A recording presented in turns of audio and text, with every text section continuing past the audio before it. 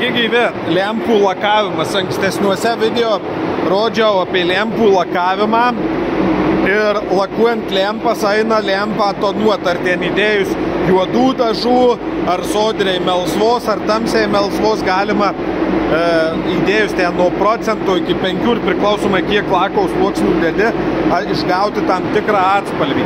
Šitame video parodysiu kitą būdą, nes tas būdas turi vieną minusą.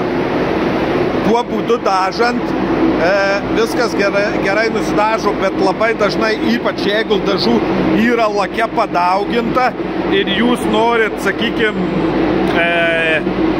poliruoti žibintą, labai dažnai atsitinka toks dalykas, kad paskui žibintas labai gerai to spindesio neįgauna, nes esantys pigmentai lake jie pradeda degt poliravimo metu ir neduoda to tokio norimo spindesio efekto. Tai parodysiu kitą būdą su binderiu. Realiai pasimat gryną binderį ir į binderį įdedat priklausomai kokia spalva, kiauresnė ar ne kiauresnė, juodos patariu dėti mažiau, nuo kokių 2% iki 5% juodos.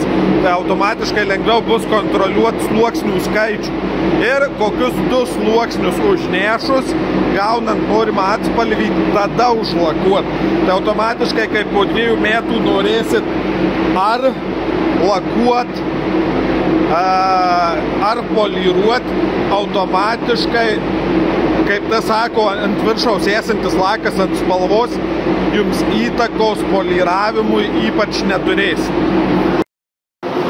Nu va, čia yra apie 2% į binderį įpiltos juodos spalvos. Turit kiek įmanoma lygesnį daryti užnešimą,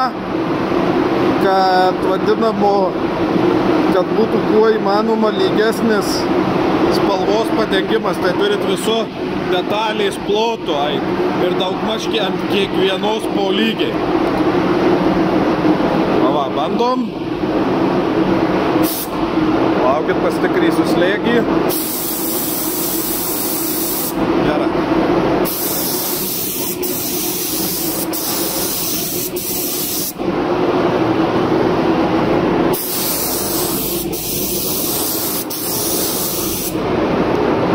Ir va, jisai gaunasi čiučiut tamsesnis, išdžius, jei nešiu antrą sluoksnį, jis dar mažumėlė gausis tamsesnis.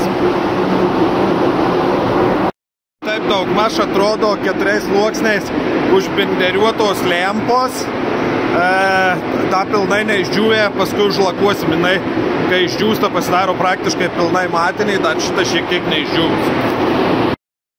Nu va, taip daugmaž atrodo nulakavus, lengvai patonavom, lengvai sutamsintas žibintas ir tiek reikalų.